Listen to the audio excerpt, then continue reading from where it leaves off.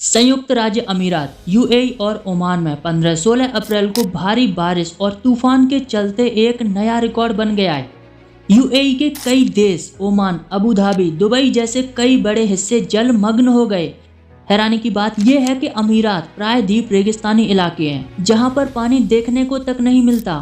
ऐसे में इन शहरों में कृत्रिम बारिश कराई जाती है। वहां ऐसी भयानक बाढ़ देखने को मिली। आमतौर पर इन रेगिस्तानी इलाकों का टेम्परेचर 50 डिग्री सेल्सियस के पार पहुंच जाता है। यहाँ पर बारिश होना और शहरों का जलमग्न होना कोई आम बात नहीं है। ऐसे में सबसे बड़ा सवाल सामने आता है कि शुष्क रेगिस्तानी इलाकों में क्या बाढ़ का आना भविष्य के लिए सही संकेत है? क्या क्लाउड सीडिंग ही इस बाढ़ का, इस तूफान का सबसे बड़ा कारण है? दुनिया भर के वैज्ञानिक इस धारणा पर अपने अपने तर्क दे रहे हैं, क्योंकि इतना बड़ा तूफान और बाढ़ का आना मनुष्य की क्षमता से परे है। दुबई में हुई इस भारी बारिश के पीछे एक्सपर्ट क्लाउड सीडिंग यानी आर्टिफिशियल रेन को जिम्मेदार ठहरा रहे हैं, जबकि वैज्ञानिकों का मानना है कि पृथ्वी पर ऐसा कोई बड़ा तूफान लाना मनुष्य के बस में नहीं है। तो क्या है इस तूफान के पीछे की असली वजह जिससे पूरी दुनिया के लोग हैरान हैं? आखिर क्या कारण है दुबई में आने वाली बाढ़ का? क्यों दुबई में होने वाली 1 साल की बारिश सिर्फ एक ही दिन में हो गई? बहुत ही इंटरेस्टिंग जानकारी देंगे, वीडियो को पूरा जरूर देखें और वीडियो को लाइक शेयर जरूर करें और चैनल को सब्सक्राइब करके बेल आइकन जरूर ऑन करें ताकि हमारे चैनल पर आने वाले न्यू वीडियोस आप तक पहुंच सकें। तो चलिए शुरू करते हैं।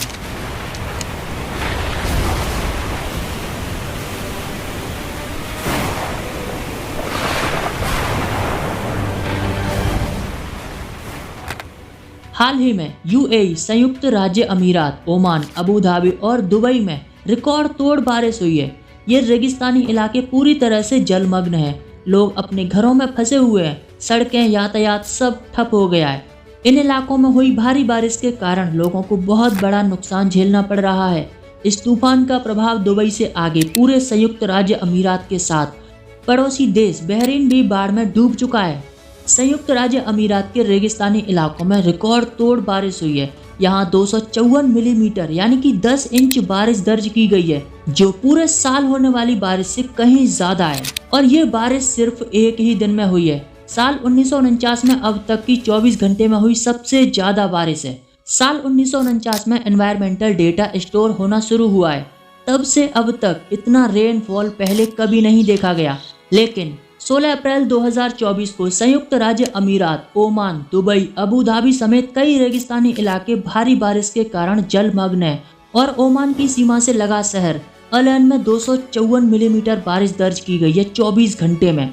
और आपको बता दूं, इन इलाकों में पूरी साल में लगभग 120-130 मिलीमीटर पानी ही बरसता है, लेकिन 16 अप्रैल 2024 को पूरे 2 साल का पानी एक ही दिन में बरस गया। नेचर के इस भयानक कहर में संयुक्त राज्य अमीरात जलमग्न हो गया है। लोग अपने घरों को छोड़ने पर मजबूर हैं। रिचेस्ट पीपल वाटर मोटर में अपनी गाड़ियों को ले जा रहे हैं। ऐसे में लोगों का ये मानना है कि ऐसे इलाकों में होने वाली कृत्रिम बारिश ही इस भयानक बाढ़ का कारण है। दरअसल क्लाउड सीडिंग यानी कि कृत्रिम बारिश एक ऐसी प्रक्रिया है जहां एयरक्राफ्ट की मदद से आसमान में बादलों में कुछ छेड़छाड़ की जाती है। बादलों में सिल्वर आयोडाइड का छिड़काव किया जाता है और जैसे ही ये हवा और आसमान में मौजूद बादलों के संपर्क में आता है तो ये बादल बनने की गति को तेज कर देता है और इन्हीं बादलों के चलते बारिश होने लगती है, जिसे क्लाउड सीडिंग कहते हैं। सिल्वर आयोडाइड बर्फ की तरह होता है जो बादलों में नमी को कई गुना तक बढ़ा देता है और बादलों में पानी की मात्रा बढ़ने लगती है। ऐसे कृत्रिम बारिश को अंजाम दिया जाता है। ऐसे में लोगों का यही मानना है कि नेचर के साथ हुई छेड़छाड़ के कारण ही इस भयानक बाढ़ का सामना करना पड़ रहा है, लेकिन ऐसा बिल्कुल भी नहीं है। क्लाउड सीडिंग दुबई में आई बाढ़ का कारण नहीं है। इसके पीछे एक विशेष प्रकार का तूफान है, क्योंकि ऐसी भयानक बाढ़ और तूफान केवल नेचर ही कर सकता है। किसी मनुष्य के लिए इतनी बारिश करा पाना पॉसिबल ही नहीं है। अरब अमीरात में आई बाढ़ का सबसे मेन कारण है उत्तरी उष्णकटिबंधीय महासागर। भयानक गर्मी के कारण नमी भरी हवा तेजी से वाष्पित हो रही है और रेगिस्तानी इलाकों में जाकर एकत्रित हो रही है। अरब अमीरात में औसत बिंदु का तापमान सामान्य रूप से कांगो बेसिन के वर्षा वनों में पाए जाने वाले तापमान के समान था। इन परिस्थितियों में तूफान बहुत ही तेजी से विकसित हुआ और एक विशेष प्रकार के तूफान की अगुवाई हुई। जो इंसानों के बस में बिल्कुल भी नहीं है। एक मेसो स्केल संवहन प्रणाली जो कई घंटों तक कायम रह सकती है। और आपको बता दूं, इंफ्रारेड सैटेलाइट डाटा से पता चला है कि इसका आकार फ्रांस के बराबर था। ये पूरी तरह से एक नेचर का ही कहर था। तूफान की शक्ति, तीव्रता और नेचर का एक ऐसा बॉन्ड बादलों के साथ जिसे समझ पाना बहुत कठिन है। क्लाउड सीडिंग में इसका कोई हाथ नहीं है।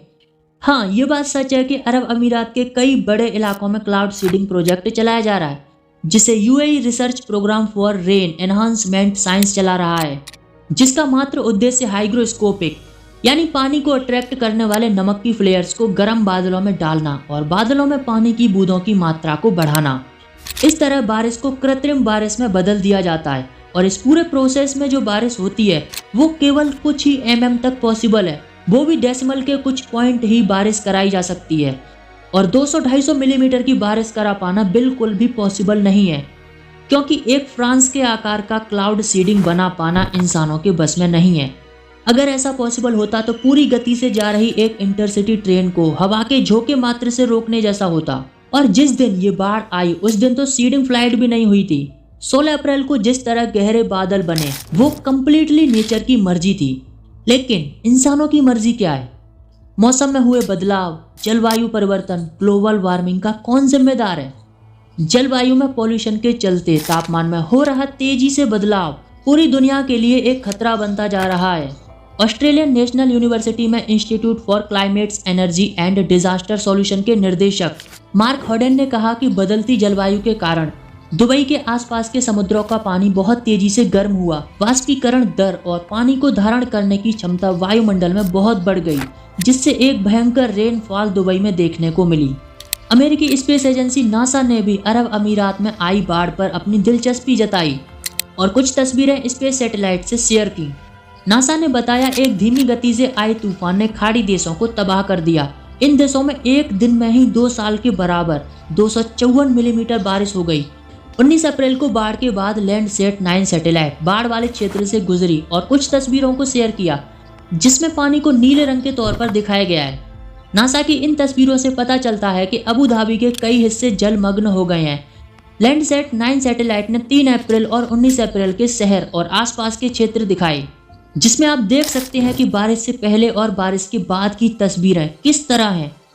अबू धाबी से होकर गुजरने वाली एक सड़क और डाउनटाउन के दक्षिण पूर्व में आबादी क्षेत्र बुर्ज खलीफा जायद सिटी भी बाढ़ की चपेट में है। अरब अमीरात के कई इलाकों में इंक्लूडिंग दुबई में आई बाढ़ का मुख्य कारण है जलवायु, तापमान में परिवर्तन, क्लाइमेट चेंज। क्लाइमेट चेंज अक्सर मौसम के पैटर्न में बदलाव, सूर्य की गतिविधियों में बदलाव और ज्वालामुखी के कारण आई प्राकृतिक आपदा से ही जलवायु में परिवर्तन आता है।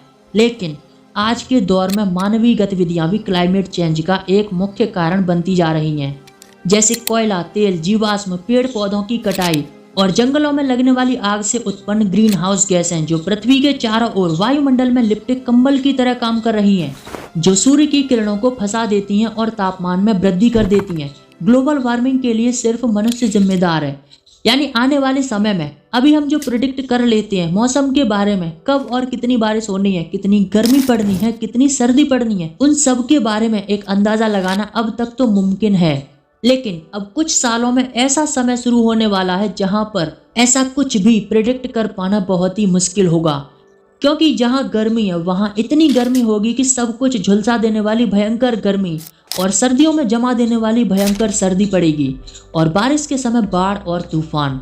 आज के समय ग्लोबल वार्मिंग कम करना सबसे बड़ी चुनौती है। नेचर के विनाशकारी रूप को रोकने के लिए कुछ अहम कदम उठाने होंगे, जैसे कोयला, तेल, गैस के उपयोग को कम करना होगा, ज्यादा से ज्यादा पेड़ पौधों को रोपना होगा, जंगलों की कटाई कम करनी होगी और जलवायु को अपने अनुकूल बनाने के लिए प्रकृति के अनुरूप काम करना होगा। प्राकृतिक पारिस्थितिकी तंत्र की रक्षा करनी होगी। जलवायु को अनुकूल करने की आवश्यकता है। ग्रीन हाउस गैसों का उपयोग कम करना होगा, तभी शायद इस धरती को बचा पाना संभव हो सकेगा। अगर जलवायु परिवर्तन इसी तरह होता रहा तो 2050 तक पृथ्वी का पूरा ढांचा बदल जाएगा। पृथ्वी के तापमान में भारी बढ़ोतरी होगी। जल्दी सुधार नहीं किया गया तो नेचर के ट्रेलर आ रहे हैं और पिक्चर अभी बाकी है, क्योंकि नेचर बदला जरूर लेगा। वीडियो जैसी भी हो, इतना ही कहूँगा। दुनिया बचाएं साथ मिलकर।